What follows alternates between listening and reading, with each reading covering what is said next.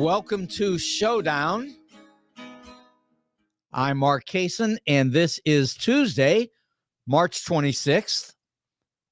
And believe me, there's a lot going on. And when I say there's a lot going on, you would expect that a day here or a day there, that it would get quiet and there wouldn't be a lot going on. But there sure is, and it just seems to never end. And for those who are worried about Trump derangement syndrome, I would be happy to have it. It would be okay. I wouldn't mind at all. But I do have to say that it's really not that. In fact, if anybody's deranged, it's obviously Donald. He's got some serious problems. And one of them, as an example, just go on all night, but I'm going to only go on for an hour. I'm just going to say this guy is attacking the judge's daughter. That's Judge Merchan in the Manhattan trial that's coming up on April 15th. So here's the thing. I wouldn't imagine, and in fact, I know it doesn't happen, but I wouldn't imagine that anybody would go into a serious trial, certainly not a criminal trial anyway, and start attacking the judge, everybody in the courtroom, the judge's family. I mean, who would do that? And the answer is only somebody who is mentally ill. I mean, that's the only way you would do it. There isn't anybody. Yeah, I promise you, if you've got somebody that you know who supports Donald Trump, don't bring up Donald Trump. Just ask tonight. If you're in a serious trial in a courtroom, will you walk into the courtroom and begin to attack the judge, his family, everybody in sight, the jurors, everyone? Would you do it? And everybody's going to say, of course not. So there's only one person who would do it. And it's mental illness. There's nothing else. There's nothing smart about it. There's nothing clever about it. There's nothing highly intellectual about it. There's just no way you would do it. There's no purpose to it.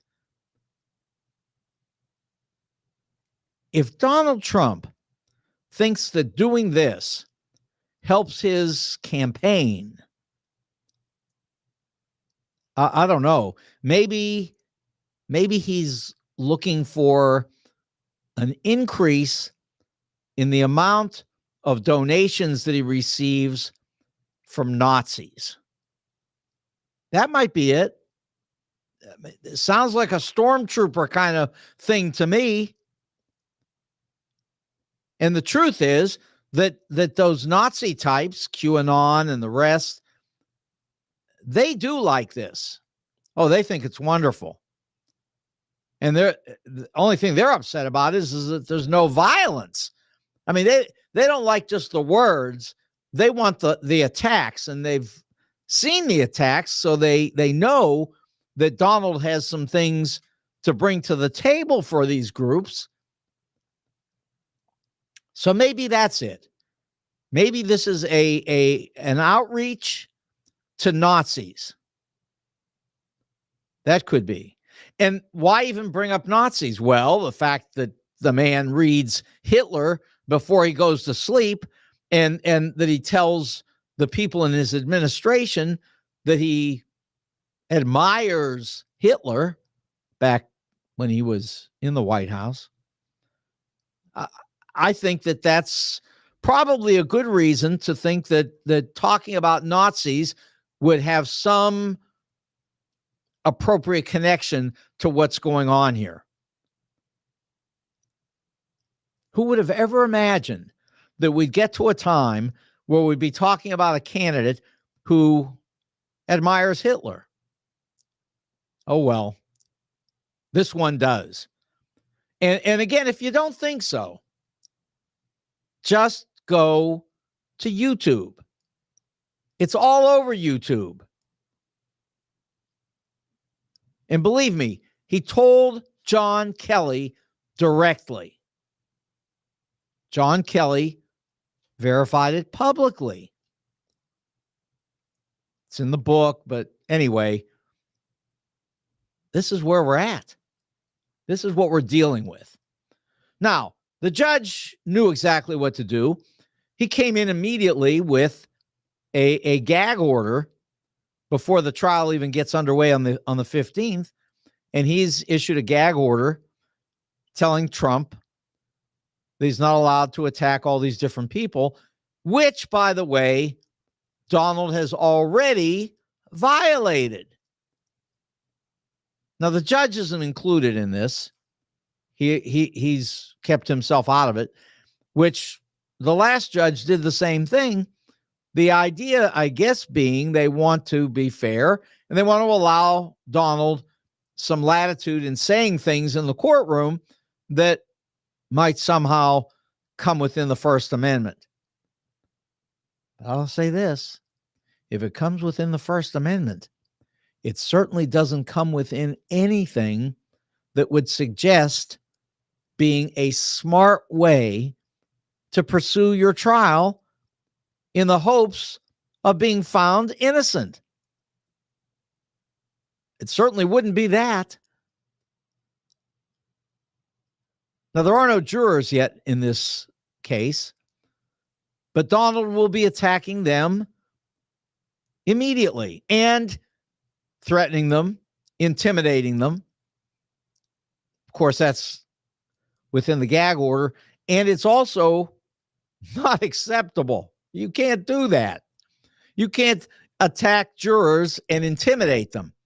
But Donald will. And you know, somebody could say, well, that's horrible. Why would you say that about the man? He hasn't done it yet. Well, no, he hasn't done it yet, but you know what? He's doing other things that are right there. He's attacking everybody in the courtroom. I guess he's not attacking any jurors because he doesn't have any names yet. Give him some names. He'll be attacking them. He has some kind of a serious illness. Now, if you want to be funny about it, and none of this is really funny, I mean, you could say, oh, he's just trying to make this into a really great reality television show. And if that's the case, I want to submit my idea for the climax of this show, which I've brought up before, and I sort of anticipate as a possibility. And that's that Donald would think back to the old James Cagney movie, White Heat, and he would end all of this by climbing up on top of Trump Tower and diving off head first. Now, that would be a great climax for this reality television show. The problem is, that's not what we're doing here. It may be what Donald's doing. I have no idea what he's doing. I don't think anybody does. And I guarantee you that even after writing up this gag order, the judge has to go home and think to himself, what's wrong with this person? And, you know, it's sort of interesting because I remember back in 2019, I always worried that Donald Trump would get right up to the election and that he would try to sort of smooth out the edges. He would try to find a way to get himself a little bit under control so that he might get some extra votes. But don't worry. He didn't do it then, and he's not going to do it now because he's not even interested in votes. He's already said, if you supported Haley, Nikki Haley, don't vote for me. Don't give me any money. I don't want anything from you. Yeah, if you're a Nikki Haley supporter, absolutely not. Nothing. Stay away. Donald's got an illness. And the problem for us is he's attaching his illness to our country. That's the problem. Well, anyway, he sort of got taken to the cleaners yesterday, and I'm going to talk a little bit about how he did. And I don't know if he really brought this on himself or not. I guess he did. But the point is clear. He really doesn't know what he's doing. And I know I heard people talking today about how his lawyers are really good. They know what they're doing. Well, they don't quite know what they're doing. They got the judge very upset yesterday when they were saying that these excess documents that they have to evaluate are a result of prosecutorial misconduct, and therefore they want this whole case thrown out. Judge said, wait a minute. Do you have some evidence for those allegations? Absolutely not, of course. They have no evidence. So then the judge was upset because this is supposed to be a courtroom. This is not Donald's television show. And the fact is that the person or people who delayed the document were Donald's lawyers. They knew those documents were sitting there, and they waited until the last minute to ask for them so they could then turn around and disingenuously claim foul against the prosecutors. Anyway, the judge figured it out really quickly. He knew. And he told them, don't do this because I'm not going for it. And he was pretty angry. But beyond that, there are other problems that Donald and his brilliant lawyers caused themselves yesterday. And one of them has to do with the previous $450 million that was ordered to be put up by the court and then was quieted down by an appeals court that said, make it $175 million. But see, here's where there's the trick in all of this.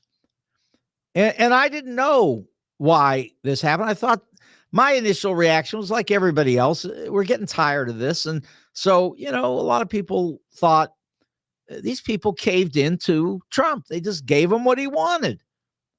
No, not really. In fact, it appears, having looked at everything later on and heard what some of the real experts are explaining, that the appeals court saw that Donald had no money. Man's broke. And they decided, let's make it $175 million, because if he comes up with that, then at least the state of New York will get its hands on couple $100 million. That will be assured. So that's the first part.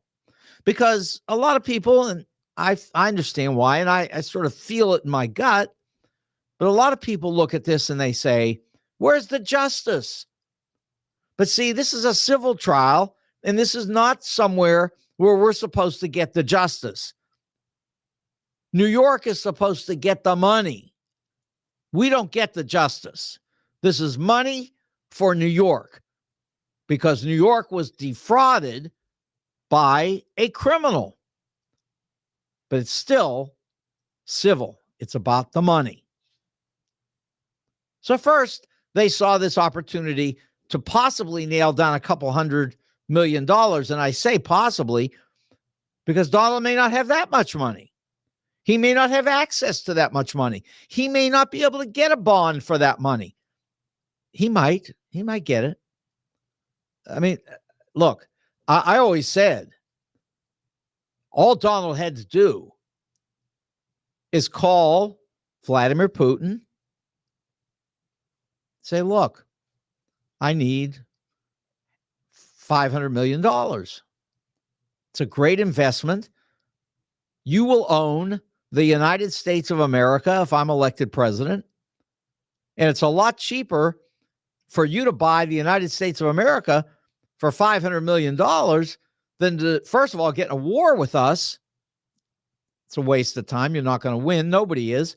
And the second thing is, it's a lot cheaper in adjusted dollars than what was paid for the Louisiana Purchase.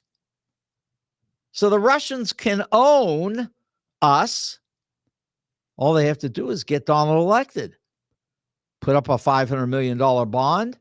Everything's fine. People have said to me, well, that can't happen because we'll see it. We'll be able to figure it out. And we'll know it was Donald making a deal with Putin. And then they'll all be in trouble.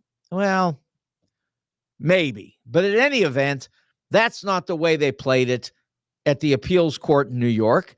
And here's what they did instead. After they came up with this $175 million deal, they went to Donald and they said, we'll give you this deal. $175 million instead of $500 million. Here's what we want. Normally, in the appeals process for these civil cases, you would have 9 months to come up with a final written appeal that you would turn in, and as they call it, it would be perfected. That would be an appeal that was in front of the court, and now they could make decisions based on your briefs. But the court said, no, we're not going to wait that long. Here's what we're willing to do. We'll give you to July. So if you want the $175 million, we want this entire appeal that you're going to write, we want it in by July, not September, July. So Donald and his pals decided to take it. But they were actually taken because we all know that their entire process that they want to follow is very simple. They got one goal: delay everything. Delay it as far as you can. Well, sorry, they didn't get the delay. What they got is 3 months less for this appeal process, and all of these courts are going to be pushing to move these things along. Okay, not Aileen Cannon in Florida. She won't, because she's got some other deal with Donald. I don't know what it is. Maybe Donald wants to put her on the Supreme Court, but it doesn't matter. He's not going to be president. However,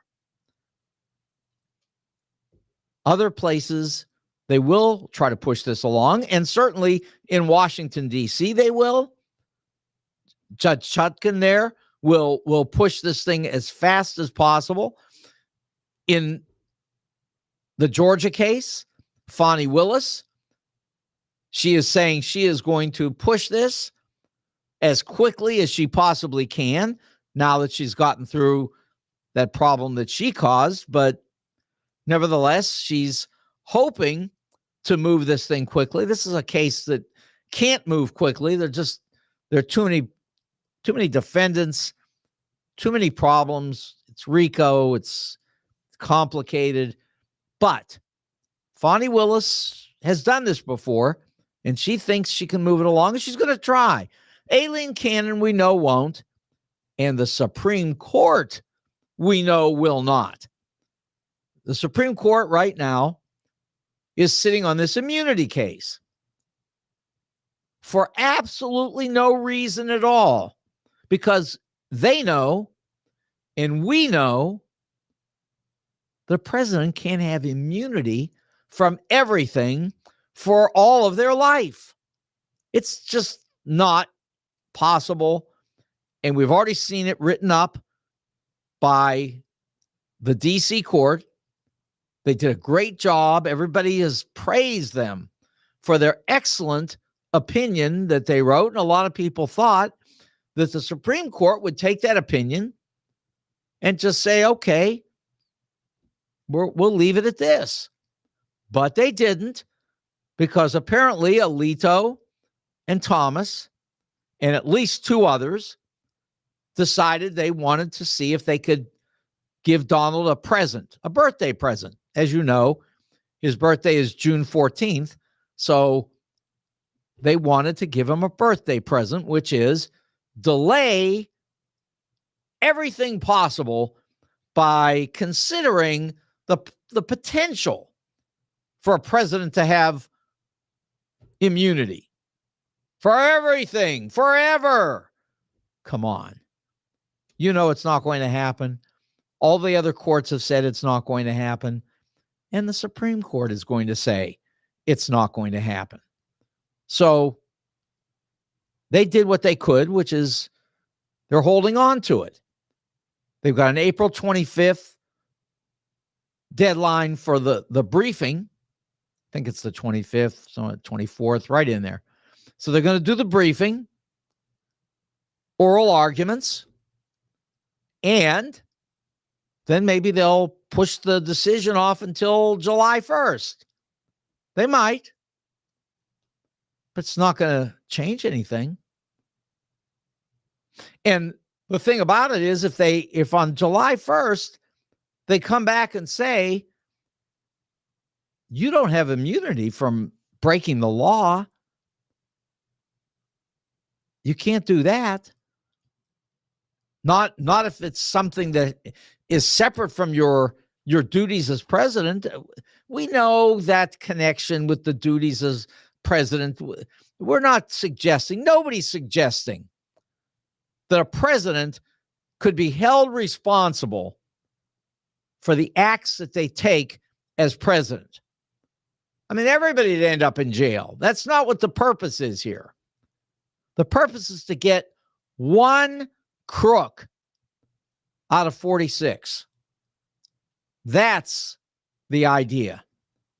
So the one crook we've got on the line here, we want to make sure that we reel them in. And so that's what's happening. So it's not going to have immunity, but it's going to play out all the way probably till July 1st, unless somebody turns up enough pressure on some Supreme Court justices. I'm not sure how they would, but maybe. And if they do, then that could be the difference here. That's what could move this along. So we'll see. Probably not. Probably goes out to July 1st. But you got Fani Willis. She's going to be putting pressure to get this to trial. You've certainly got, well, again, not Aileen Cannon, but, that's another story. Judge Chutkan can't do anything. He's waiting for the immunity case. So it's Manhattan. That's where we are. That's going to be the ball game. And it's going to be quick. In fact, yesterday when I was talking about this, I said, well, everybody says 6 weeks, maybe it's 8 or 9 weeks, because Donald does everything he can to delay everything at trial. But from what I heard today from the real lawyers, they explain that that's probably the reverse. Alvin Bragg is moving this very, very quickly. And there's even a chance that this won't be a 6-week trial, that it might be a 4-week trial, that we may get into this thing on April 15th. By May 1st, we could have a jury. And by June 1st, Donald could be convicted. And again, I don't think there's any doubt. Donald's going to be convicted.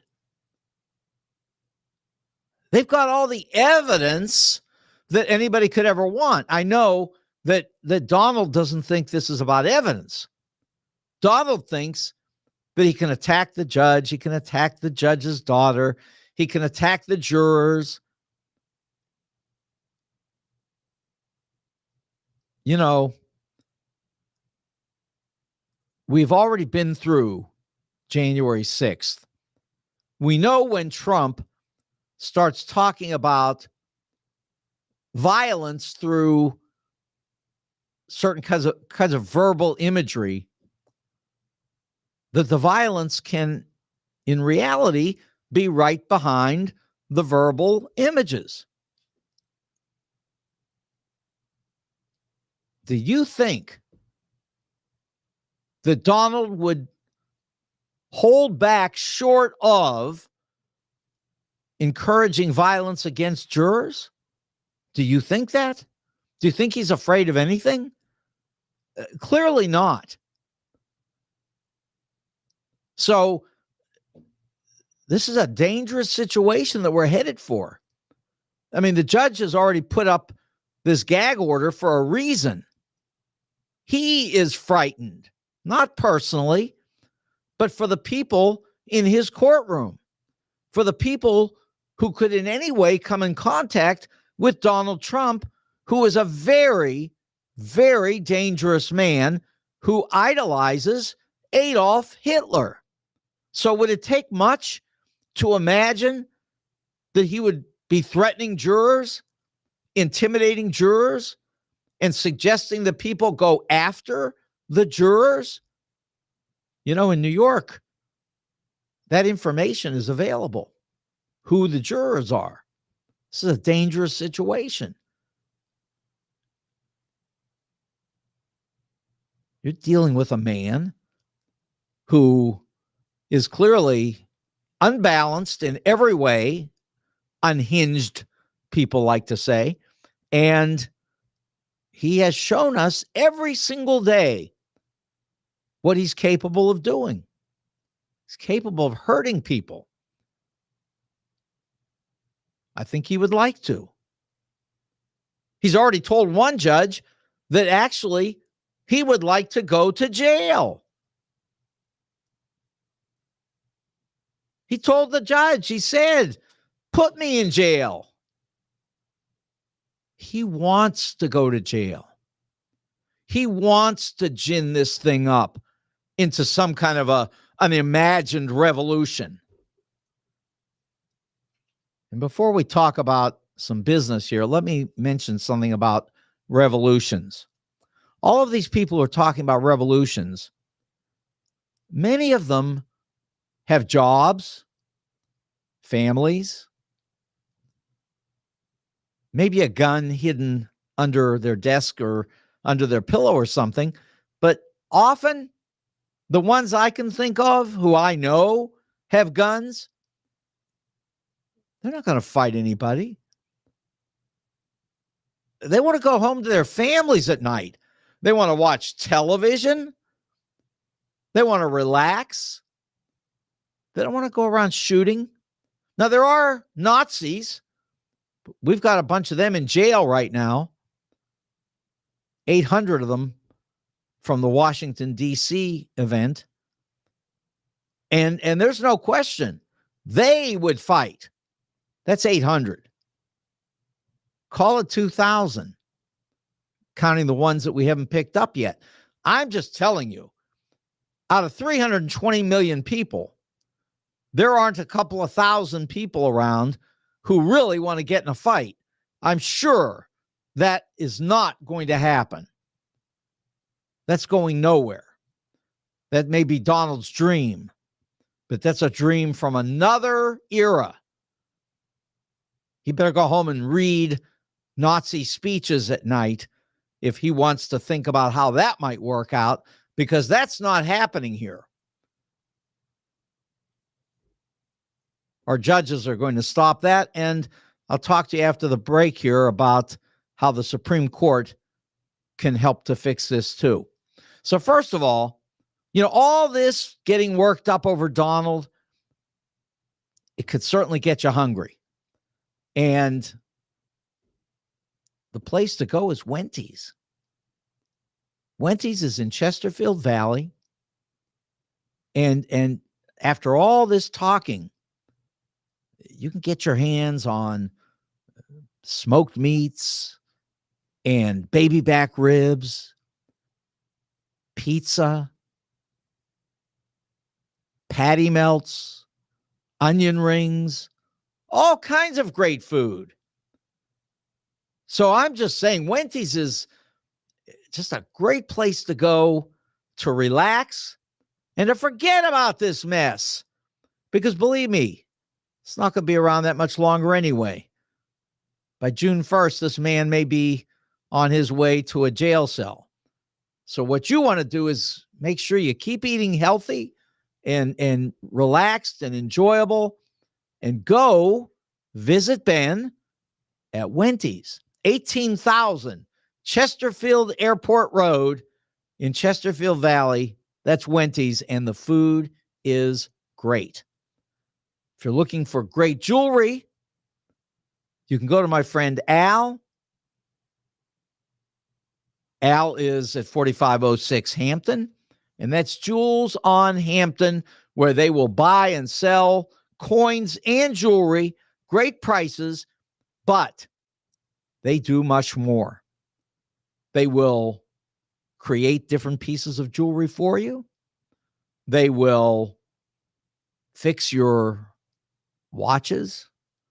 I have a 45-year-old gold Seiko that, just Jewels on Hampton, boom, fixed. No problem. This is a great place to go if you're dealing in jewelry.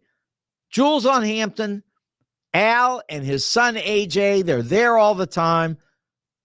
You know what I say all the time about these family businesses. They are terrific, and they certainly are at Jewels on Hampton, 4506 Hampton in St. Louis. And you can't forget the suits and ties. I love my suits and ties. Got a nice blue tie here. Sort of a different kind of blue. It's really dark blue, but it's mixed with some other things. How would I even know? I'm colorblind. But I know this. If you go to St. Louis Suit Company, you will not be unhappy.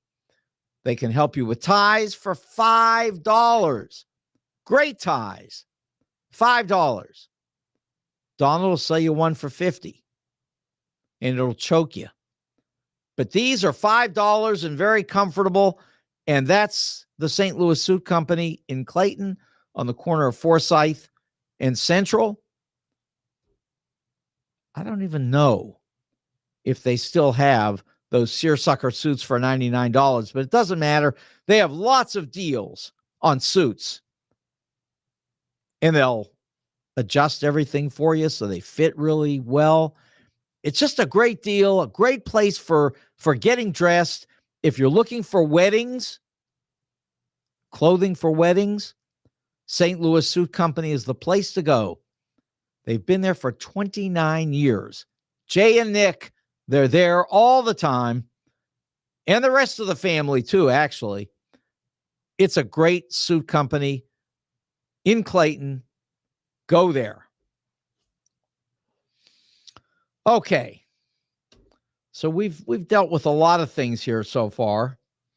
And one of the things that might be also interesting to think about is what's happening in the House of Representatives.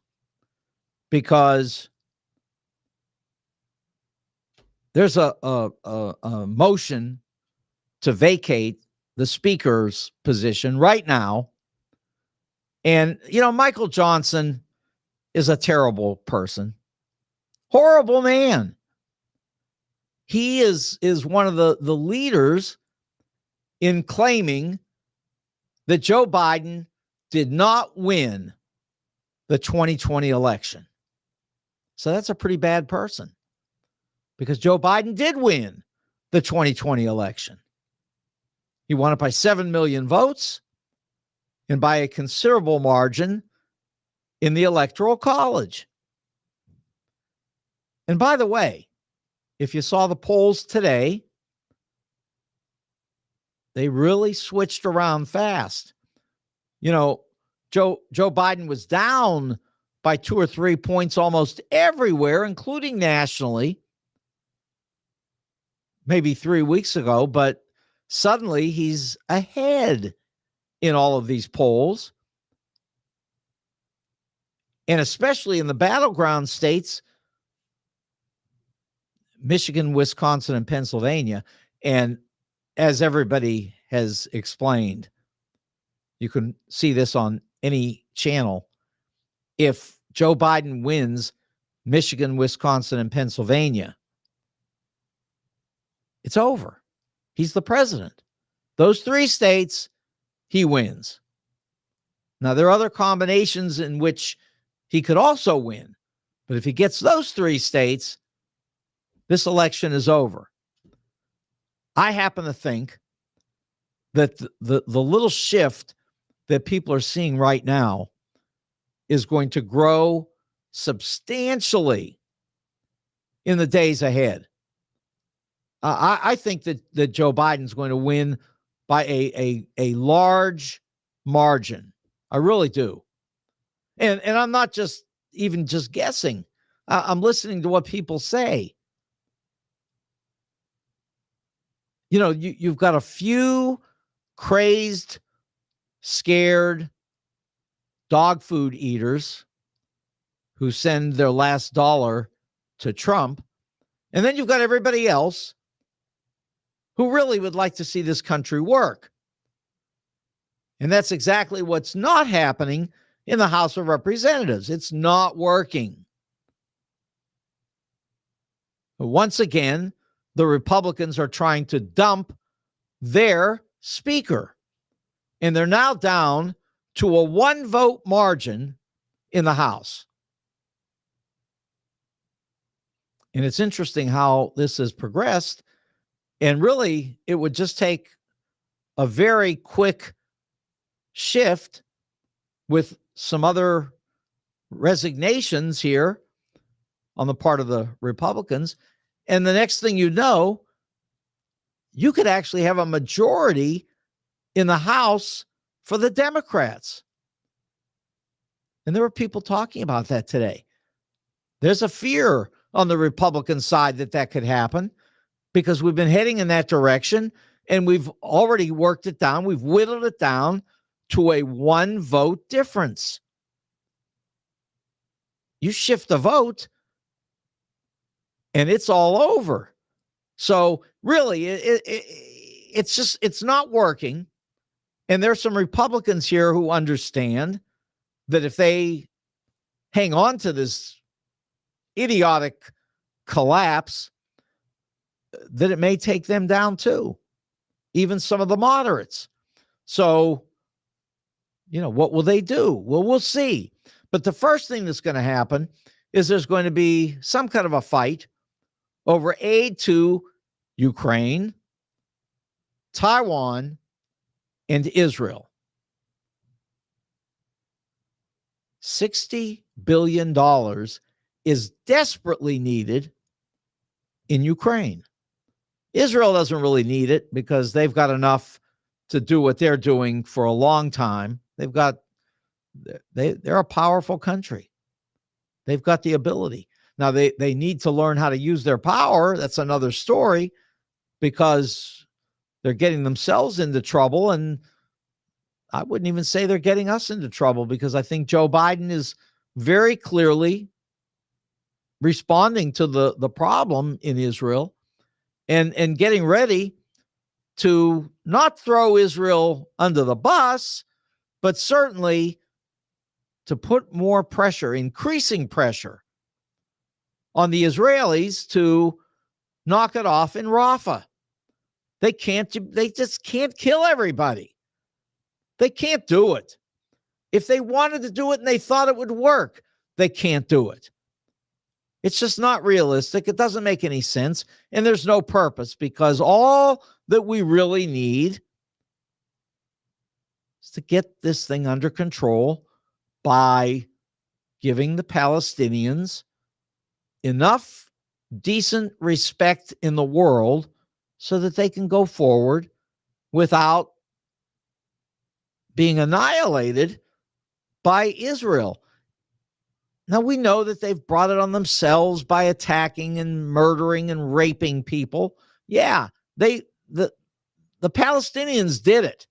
Hamas did it. But at this point, that's no reason to blow up the entire Middle East. Get back the hostages and see if you can dial this thing down and get some peace. Somebody is going to have to enforce it. The United States, some Arabs, maybe the Chinese, somebody. And Joe Biden is trying to make a deal in that direction. It's been talked about. It's been hinted at. It's been released or leaked. I mean, everything is going on there. Because Netanyahu won't give in and act right, that doesn't mean that we won't. We put a resolution in front of the United Nations. It was blocked by Russia and China because they don't want to give us any credibility. But all that's running out of time because Joe Biden is pushing this in the direction of having people work together and find some solutions. It's the direction that they're going in. I understand you got some young kids here and there that are angry. Sure.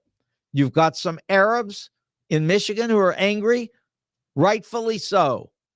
They ought to be angry about what happened on October 7th, but one thing at a time.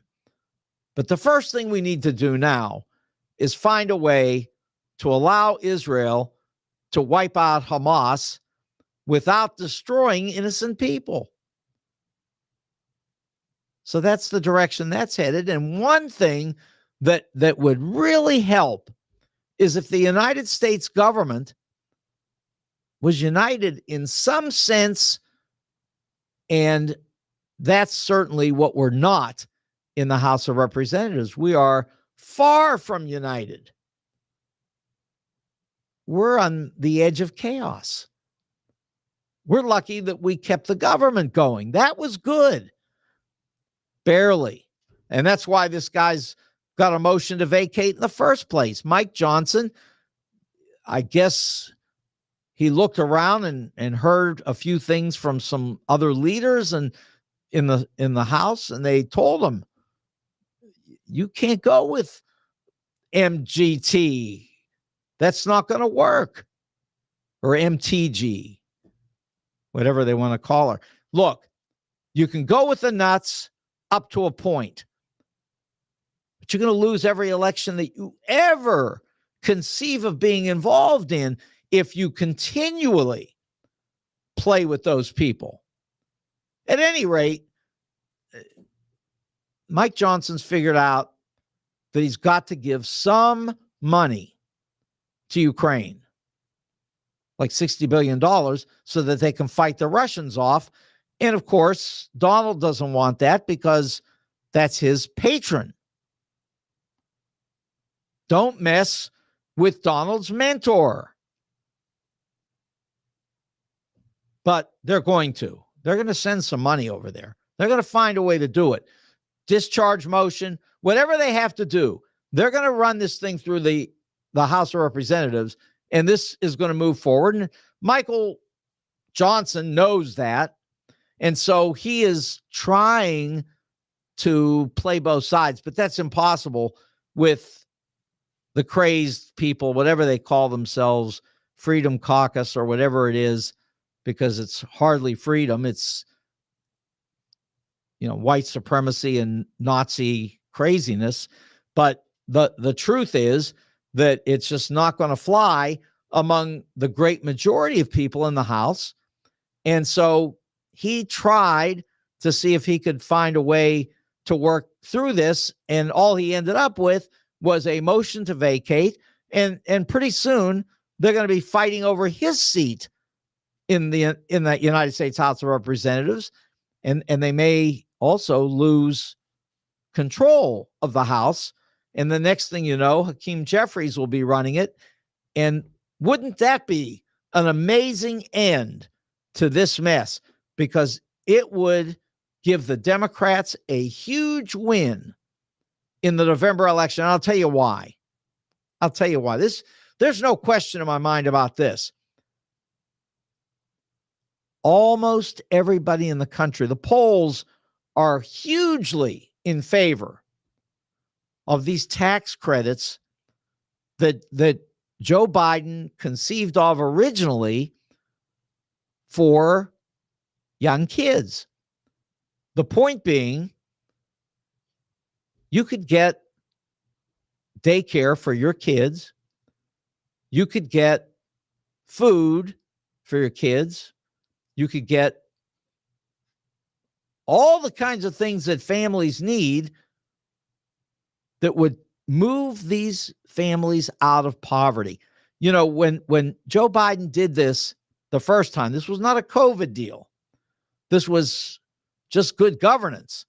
And what happened is that child poverty in the United States was rapidly reduced by 50%. There aren't a lot of people out here fighting to increase child poverty. So you've got a big deal going on here that Joe Biden would push in a second. There's a bill there. There's a bill sitting there to reestablish this. It was killed originally by the Republicans when they came in, and this could be reestablished instantly if the Democrats could take control of the House. And I assure you, they would use this in the Democratic Party to get themselves the win that they need in November. However, there's more. Because one of the things that's hanging out here right now, and it was front and center today, was this House of Representatives bill on one hand is sitting on the side. But here, front and center, is something much different. And this is at the Supreme Court. And there was clearly some questioning that we heard at the Supreme Court today in oral arguments over this drug, which, of course, they call the abortion drug. The problem with this whole discussion that we're in right now, when it comes to abortion, the problem is that we shouldn't even hear the word abortion, because that's not the issue. I certainly am not waking up every day saying, how can we find a way to get people a bunch of abortions? Nobody wants it. That's not what they want. This is about women's health care. This is not just playing with words. This is really what the argument is about. And the problem with this, quote, abortion pill is not the pill. It's not the abortion. It's the FDA. And I've talked about this here before. The Republican Party is desperate to kill what they call the administrative state, or the deep state. This idiotic idea they have that there's somebody in our government that's out to get us. But the reality, when it comes to the FDA, when it comes to the FCC, which controls who gets to be on the air, which is supposed to be everybody, not limited to whoever Donald Trump thinks is fair for him. So the answer is these agencies in our government, which are operated by tens of thousands of civil service workers, that's the target. That's the target of the Republican Party. That's who they want to get. When you hear what was going on today in those briefings, those oral arguments at the Supreme Court, this is a fight over the agencies. They want to say that the FDA cannot decide which drugs are safe. So you tell me who is going to decide which drugs are safe. You tell me who's going to protect our food. You tell me who's going to protect the air. You tell me who's going to make sure airplanes land safely. It's not going to be the people in Congress. They write laws. And appropriately they do. And then somebody has to implement those laws. Do I really have to say all this?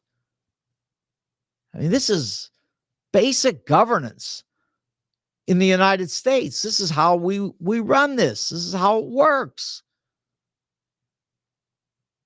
Those 435 members of Congress absolutely do not run around the country making everything work. They write laws.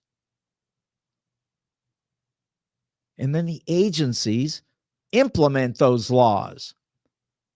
And they actually implement them very effectively. They have experts. They have people who know how things work.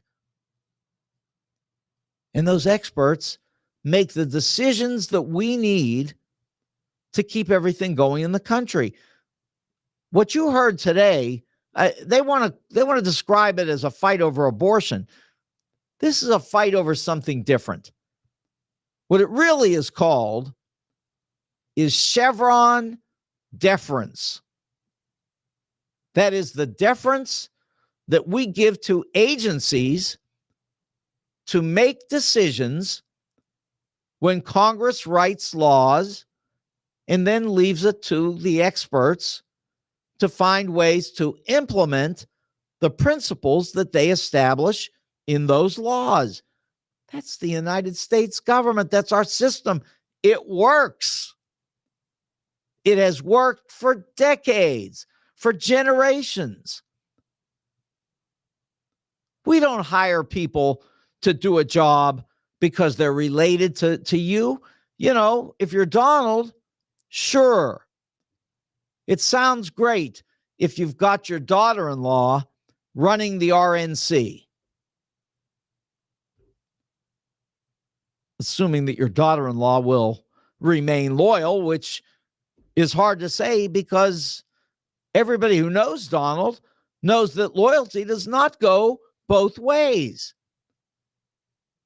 He wants your loyalty, and if you've got that Trump name, supposedly you're on his team, you're going to protect him. But the truth is, he won't protect you. If he gets in trouble, he will take down anybody. His kids, his wife, anybody. He doesn't care. You should know that. I mean, haven't you watched this guy for years? I understand he gets on a television show and says you're fired, and you think that it's Marcus Welby getting ready to do an appendicitis operation. No. Donald's no expert in anything, except for he's an expert liar. This guy has told some fibs, some good ones. Not actually believable, but certainly amazing. I'll never forget when he was talking about China, when he was president. He said that he had worked out this amazing deal with the Chinese over tariffs and trade agreements and so forth. And at the very time when he said he was doing that, and I had no evidence at all, I said, that's not true. He's lying. Well, how did I know he was lying? Because he always lies.